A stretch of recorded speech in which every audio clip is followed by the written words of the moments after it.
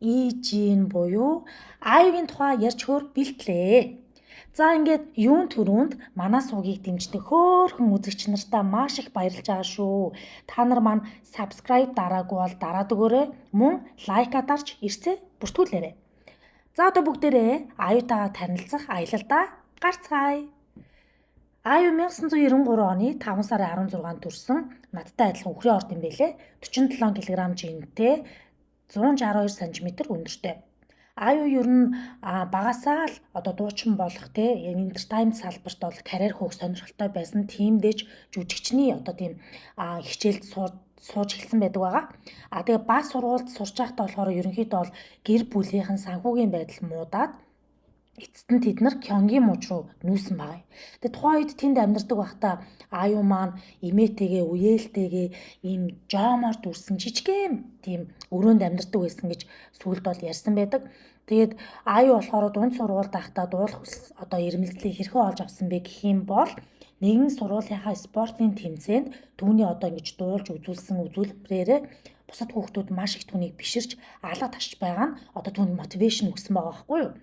Тэгээд ерөнхийдөө бол аюу яг энэ хүсэл мөрөөдлийнхөө төлөө 20 гаруй entertainment-д очиж одоо шалгаруултанд орсон ч гэсэндээ тэр ердөөсөө тэнцэж чадаагүй бүр зарим нэгэн түүнийг лөөвөрцсөн байвал яах вэ манайхаа мухаагаз. Тэгээд 2007 онд түүний хичээл зүтгэлийн үндсэн дээр 2007 онд Lone Entertainment-тай гэрээ байгуулж чадсан байдаг. За тэгээд тухайн үед амьдралынх нь нөхцөл байдал маш тааруу байсан учраас аюу маань бол ерөнхийдөө бол студидтэй бэлтгэгдэж идэв байсан учраас студидтэй байх дуртай байсан. Яагаад гэх юм бол тэнд хүссэн хэмжээгээрээ идэх хоолтой, унтах газартай байсан шүү дээ. За ингээд энэ маш их бэлтгэгдэж хийхээр маш их одоо хүч хөдөлмөр цаг зав бол бэлтгэлтэй зарцуулдаг улмаас тэрний одоо сургуулийнх нь эрдсэн буураад дүн буурахад бол хүргэсэн. Тэгээд аюу ерөнхийдөө бол өөрийнхөө дууны карьертэй дуучин болох карьертэй илүү анхаарахыг үндсэн дээр ахлах сургуулаа төгссөний дараа коллежд дэлсэхгүй зөвхөн өөрийнхөө карьерт анхаарч эхэлсэн байт юм билээ. За ингээд 10 сар бэлтгэгдэж хийснийхаа дараа аюу маань 2008 онд анхны дебют хийсэн. Тэгээд дебют хийхдээ аюу гэдэг нэрийг яагаад өгсөн бэ гэх юм бол би болон чи те бит хоёр хөгжмөөр дамжуулан одоо нэг ингэж болно, уус нэгдэж нэг болно гэсэн тийм утгыг илэрхийлдэг юм байлээ. За тэгээ 2008 оны 9 сарын 18-нд түүний Lost Child гэдэг нэртэй анхны сингл дуугаа гаргаад M Count хөгжмийн одоо хөтөлбөрт бол анх удаа дуулсан байдаг. За аюугийн анхны тоглолтын үеэр бол цугласан олон тимч таатай хүлээж аваагүй. Түүнийг бол ерөнхийдөө бол доромжлоод шүүгээд те маш онцгүй хүлээж авсан. Тэгээд бас дээрэс нь өөрийнх нь одоо цомгийн борлуулалт нь ч гэсэндээ маш муу исэн байгаа юм. Гэхдээ 2011 онд тэрээр нэг ярилцлаганда хэрвээ би дебютээ хийсэн даруйда маш их тийм одоо амжилттай байгаад алдар нэрт хүрсэн бол өнөөдрийн маань байгаа энэ алдар хүнд болоод миний хамтран ажиллаж байгаа ажилчдаа би ийм хайртай болон одоо тийм үнэлэхгүй байсан шүү дээ. Тийм учраас тэр үед барыг тэгэж тэ бүтлгүүцсэн маа надад илүү амжилтанд хүрэх боломжийг олгосон гэж тэр хэлж ийсэн. За ингээ үүний дараагаар түүнийг бас нэг алдарт хүргэсэн дуу бол түүний Real гэдэг нэртэй цомогт орсон Good Day гэдэг нэртэй дуу байгаа. За өөртөө таалагдсан хүүндээ сэтгэлээ илчлэх гэж сандардаг ичимхий охины тухай тийм ап темпо дуу байгаа. Тэгээ цомгийн сурталчилгааных нь үеэр болохоор аюу мөн M Count Down, Music Bank, Inkigayo зэрэг хөгжмийн хөтөлбөрүүдийн чартуудыг бол тэргүүлж исэн. Тэгээ энэ дууны хамгийн гол хүчин зүйл нь болохоор юу исэн бэ гэх юм бол та нар энэ дууг сайн мэдчихвэл яг аюугийн Опага гэдэг дуулдаг штэ. Опа гэдэг үгийг ашигласан. Тэгэд бас дээрэс нь яг нөгөө оргил хэсэг бол аюугийн маш мундаг тийм хоолойн гарч ирдэг. Тийм хагас тооноор дуулдаг 3 өндөр нотыг гэж үздэг юм байлээ. За тэгээд түүний дуу хоолойны ур чадвар бол мэдээж хэрэг маш олон фэнүүдийн дунд бол алдартай тэд шүтдэг. Тэгээд K-pop-ийн хамтлагуудтай харьцуулах юм бол түүний фэнүүд дунд болохоор нас хүүстэй генерийн бол маш өргөн цар хүрээтэй байдаг юм билээ. За ингээд тэрээр 2010-ад оны Billboard-ийн Good Day дуугаар бол 2010-ад оны хамгийн агуу одоо 100 K-pop дууны жагсаалтын бүр 1-р жагсажсэн байгаа юм. Дараагийн түүнийг олон улсад нэр хүндтэй болгосон нэгэн хит драмагаа. За тэр драма юу илээ манайхаа? Тэр бол мэдээж хэрэг Dream High. Dream High бол үнэхээр гоё одоо хөөхөн те яг л өсвөр насныхан зориулсан маш хөөрхөн оглоо ангит драма байдаг шүү дээ. Би ч гэсэн тухайн үед бас их үздэг байсан. Тэгээ тэр дундаасаа ч гэсэндээ надаа бараг тухайн үед бас Suzy-гээс илүү аюу хөөрхөн санагддаг байсан. Тэгээд аюугийн одоо тэр 2011 онд тоглосон энэхүү драманы маань гаргасан дүр нь болохоор тийм хөөрхөн дуучин болгон мөрөөдөлтөд хөтлөгдсөн ичимхий илүүдэл жинтэй сургуулийн тийм охин Ким Пилсүкийн дүрийг бол гаргадаг. Тэгээд тэр бол түүний бас нэг юм жүжиглэх карьерийнх нь эхлэл байсан гэж бол харагддаг. Тэгээд энэхүү цувралынхаа дуунд нь зориулж бас тэрээр Someday гэдэг нэртэй синглээ гаргаж ирсэн. За ингээд аюугийн 2 дахь студийн цомог болох Last Fantasy гэдэг нэртэй цомгийнх нь гол сингл болох You and I гэдэг нэртэй дуунаас маш их алдар нэр хүндийг авчирсан. 5.5 сая дижитал хувь борлогдсон гэж байгаа шүү бүр тухай дээ. За тэгээд аюу маань болохоор 2014 онд та нар санаж ивэл нэгэн гунигт харамсалтай үйл явдал тохиолдож исэн до Солонгост Сеул гээд хөлөг онгоцын одоо сүрэл байгаа бага одоо ахлах ангийн билүү тэгээд дунд сургуулийн хүүхдүүдийн бол ингээд амь насыг авч удсан маш харамсалтай зүйл тохиолдсон. Энэхүү зүйл болохоор 2014 онд тэрээр хохирогчдод хандив өөрийнхөө хийсэн тоглолтоос хандив өргөсөн байгаа юм. 2015 онд болохоор олон ангит кинонуудын нэгээр шалгарсан. Одоо яг тухайн үедээ маш их хүлээлттэй байсан нэг олон ангит киноны нэг болох The Producers гэдэг нэртэй драма байгаа. Тэр драмаг ч гэсэндээ би их хүлээлттэй байсан. Тухайн үед нэр хүнд нь өсөжсэн бас алдартай жүжигчид их тоглосон учраас би тэр үед ч гэсэндээ тухайн үед болохоор Солонгост сурдаг байсан болохоор маш их ингээ хүлээлттэй тэр одоо солонгосчууд ч гэсэн өөрсдөө хүлээлттэй байдаг байсан. За ингээд аюу 2017 оны 4 сарын 21-нд Palette гэмэх 4 дахь студи цомгоо гаргасан байгаа. Тэгээд цомгийнхаа 3 сингл нь болохоор ингээд Big Bang-ийн G-Dragon байгаа шүү дээ. Түүнтэй хамтарсан одоо тэр Palette гэдэг нэртэй дуунаас тухайн үед нэлээд нэрчиг авч ирсэн. Тэр бас хөөрхөнд байдаг. 2019 оны 100 болохоор аюу маань бас нэгэн бүүм хийсэн нэгэн драманд тоглосон шүү дээ. Тэр болохоор юу гэх юм бол Hung Sisters гэж ярьдаг. Тэдгээрийн бичсэн Hotel de Luna гэдэг нэртэй зөвгнөлт нууцлаг драманд тоглосон. Тэгээ энэ дуунууд одоо киноныхаа дуунуудын нэг болох Happy End-ийн дууг бас дуулсан байдаг. За яг тухайн тэр 2019 онд бол энэхүү драма Hotel de Luna гэдэг драма нь бол нэлээд одоо рейтинг өндөртэй хамгийн өндөр үнэлгээ авсан амжилт үзүүлсэн тийм драмагаар шалгарч ирсэн. 2019 онд гэхдээ бас нэгэн маш харамсалтай зүйл тохиолдсон. Түүний хамгийн дотны сайн найзуудын нэг болох FX-ийн сүүлийн маань нас барсан байгаа юм. Тэгээд тэр яг тухайн үед нь яг зэрэгцээд яг түүний цомгийн одоо тэгээ нээлт болох байсан. Тэгээд мэдээж хэрэг маш их харуулсал гонигтай байсан учраас сүүлийн одоо тэгээ амь насын хүндэтгээж тэрээр бол өөрийнхөө цомгийн нээлтийг хойшлуулсан байдаг. Тэгээд сүүлд зориулж 2012 онд дуулж исэн Peach гэдэг нэртэй сингл нь болохоор талигаачийн хүндэтгэлд одоо зориулж дахин одоо чартуудад бол гарч эхэлсэн байдаг юм элэ. За тэгээ 2020 онд болохоор 6 сарын 19-нд аюу маань болохоор би өмнө нь ярьсан N-Hype байгаа шүү дээ. Тэдний оролцож байгаад гарч ирсэн Into the Island гэдэг дууг болохоор Island reality show-нд болохоор зориулж аюу дуулсан байдаг. 2021 онд өмнөх одоо 21 онд түүний гаргасан сингл болох Celebrity гэдэг нэртэй дуу бол өстө нэрээ тухайн үед бол бас нэлээд ирчиг авч ирсэн. Би X хандын TikTok-оор бүр ингээл байнга ингээл түүний энэ дуун дээр хийсэн янз бүрийн тийм ингээд эдитүүд тэгээд бичлэгүүд бол маш их гарч ирдэг байсан. Аюу 2022 оны одоо анхны гаргасан бас нэг дуун болохоор J Park-тай хамтарсан Канадара гэдэг нэртэй бас сингл нээсэн.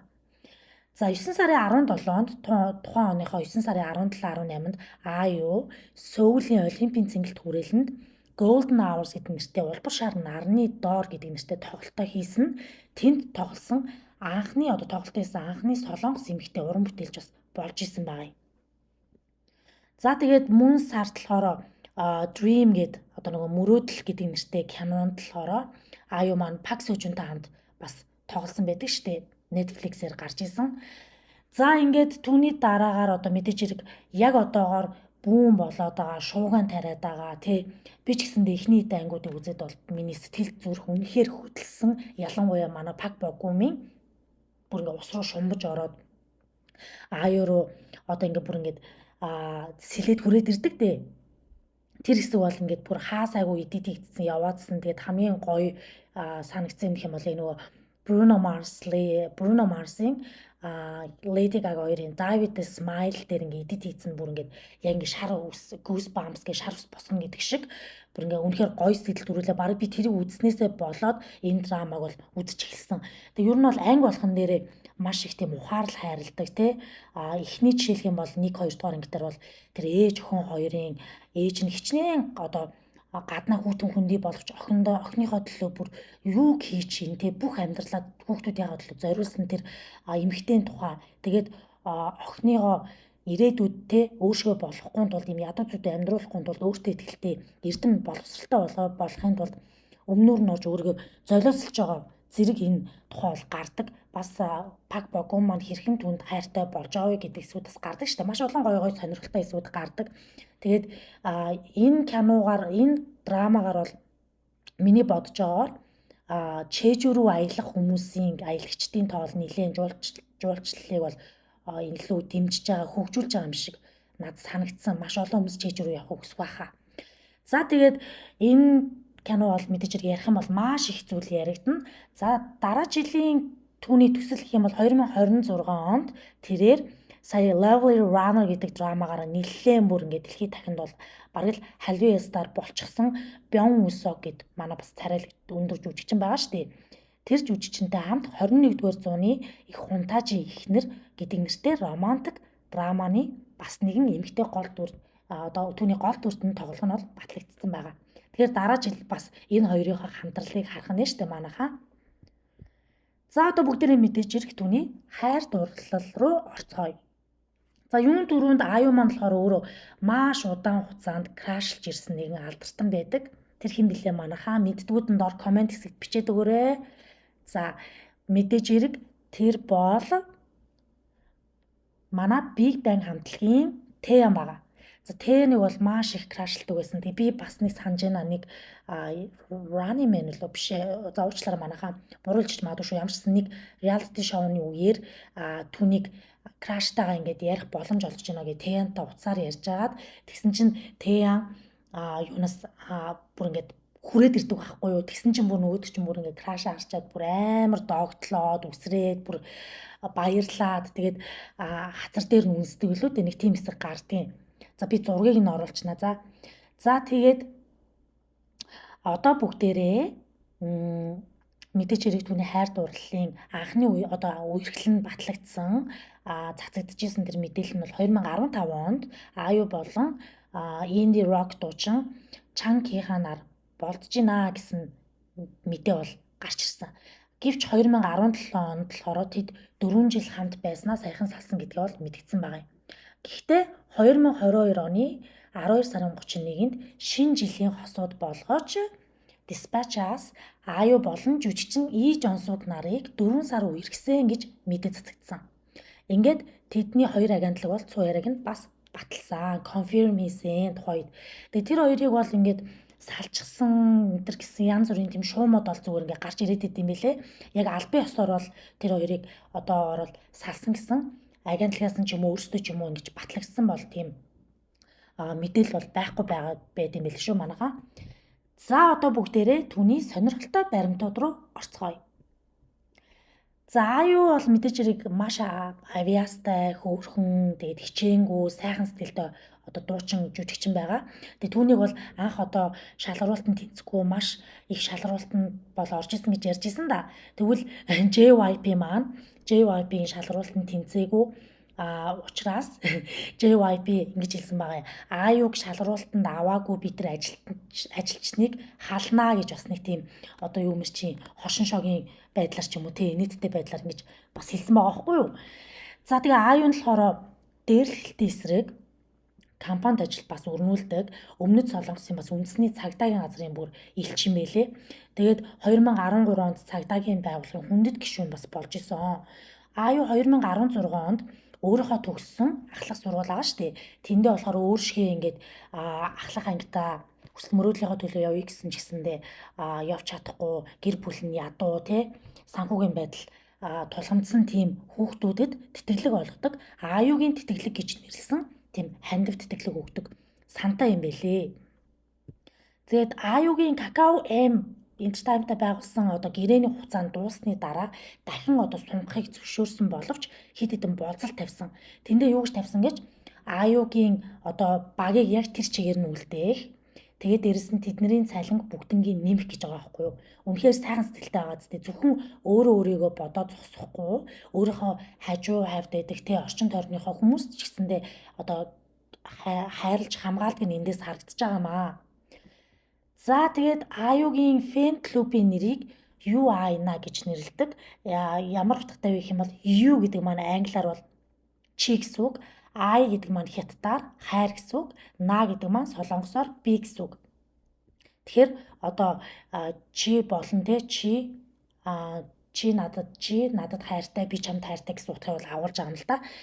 За тэгээд аюу маань бол нэрээ жинхэнэ сахиусан тэнгэрээ. Яагаад би тэгж бодсон бэ гэх юм бол тэр бол маш их хандив тусламж бол ингэж хүмүүст үзүүлдэг юм байлээ. Би өөрөө ингээд аюугийн тухай ингээд судлаад энэхүү судалгаа мэдээлэлүүдэд цуглуулж байхдаа бол ингээд бүр ингээд бүгднийг хараад энэ жагсаалтууд маш олон байсан. Тэр дундаас нэг хэд хэдийг бол оруулж байна. Тэгээд эндээс бол харахад бол ёстой жинхэнэ үнэхээр ингээд чимээгүй хүмүүс туслаа явж идэг маш сайхан сэтгэлтэй. Зөвхөн ингээд хүн чинь ингээд аваад авахгүй өгчиж хүн дараа нь ингээд сайн сайхныг олж авдаг гэдэгчлэн өөртөө байгаа бол бусдад тусалж яваасаа гэдгийг маш тод томруунаар харуулж жинхэнэ үлгэр жишээ болж байгаа алдартан гэж бол би харсан. Тэгээд 2015 он болон 18 онд ногоон шугар хүүхдийн санд тэрээр 100 сая воныг тус бол хандилсан байгаа. 2018 онд бас 5 коллежийн оюутанд 20 сая воныг санхүүгийн тусламж үзүүлж тэдний байрлах dormitory өрөө тэгээд хоолны мөнгө төгрөгийг нь болохоор мөнгө зэргийг нь хангахад тусалсан байдаг юм байлээ. За тэгээд тэр бас 13 жилийнхаа өөрийнхөө дебют хийснийхаа 13 жилийн ойд зориулаад 700 мянга гаруй гаруй долларыг ядуу хүмүүст хандивалж өөрийнхөө хамтардаг брэндүүд байгаа шүү дээ. Тэдгээрээс авсан хувцас хэрэглүүдээрээ тэр хүмүүсийг хангаж хандивалсан байгаамаа. За түүний хамгийн сайн найзууд гэх юм бол аюутай хамтарч тоглож исэн, Dream High дээр хамтарч тоглож исэн Suzy байгаа юм, бас Jiyeon байгаа юм. Тэгээ жүжигчин Yoon In-na гэдэг дээ шүү дээ. In-na нар бол түүний бас сайн найзууд юм байлээ. Тэгээд өөрөө болохоор ингээд дуу зохиож бичдэг, үг аяа бичдэг, бас маш авьяастай 72 гаруй дуугаа бичсэн юм байлээ. Тэгээ аюу 5 сарын 16-нд төрсөн гэж ярьж исэн да. Тэгвэл 5 сарын 16-нд төрсөн өдрөөрөө тусламж хэрэгтэй байгаа хүмүүс зориулж 500 сая воны бас ханд өргөсөн байгаа. Үнэхээр мундаг. За тэгээд бас өөрийнхөө фэн клуб гэсэн шүү дээ. UINA гэдэг энэхүү фэн клубийнхаа логог бас аюу өөрөө бүтээсэн. 2012 онд аюу Forbes Korea Power Celebrity гэдэг жагсаалтаар өмнөд Солонгосын хамгийн нөлөө бүхий хүмүүсийн нэгээр бас тодорч ирсэн байгаа. Тэгээд түүнээс хойш дахиад бүр 5 удаа тодорсон байгаа байхгүй юу? За тэгэхээр ерөнхийдөө өнөөдөр бол ингээд аюугийн талаар ингээд ярьж байхад бол тэрээр хичнээн олон удаа бүтлэн үтл, шүүмжлэл, луйрдуулсан, доромжлол амсан ч байсан гэсэн хизээч битгий бууж өгөөрэй, өөрийнхөө хүсэл эрмэлзэл авьяас чадвартай итгэжл байгаа бол гэдгийг бол өөрийнхөө хүсэл тэмүүлэл авьяас чадвартай заавал итгэж цаашдаа тууштай байснараа ингээд амжилтанд хүрч болдгийм шүү гэдгийг түүний амьдралын түүхээс бид нар ингээд харж байна. Тэгэхээр хамгийн гол нь хүн зөв амьдрах хэрэгтэй, сайхан сэтгэлтэй байх юм бол амьдрал чамд шагналаа өгдөг юм шүү гэдгийг та бүхэн манаас эндээс суралцаасаа гэж бас би хүслээ. Тэгээд манай сувгийг бол дэмжиж байгаа ингээд дэмжигч нар та нартай бол бүр ингээд хайр зарламаар надад бол санагдаад байгаа сүүлийн үед. Яагаад гэх юм бол маш олон хүмүүс бол зүрх комментууд орж ирдэг. Тэгээд дэмжиж байгаа комментууд ч гэсэн орж ирж байгаа. Мэдээж хэрэг хүн болгон төгс биш, бүгд сайжраад улам илүү хичээсээр явах болно. Тэгээд Та бүхэн манаас өөр алдарчны тухай ч юм уу хэний тухай яриулмаар байна тэр бас сэтгэлдээ доор бичээд үлдээгээрэй заяа. Тэгээд та нартаа сайн сайхны хүсье дараагийн дугаараараа уулзцгаая. Баяртай.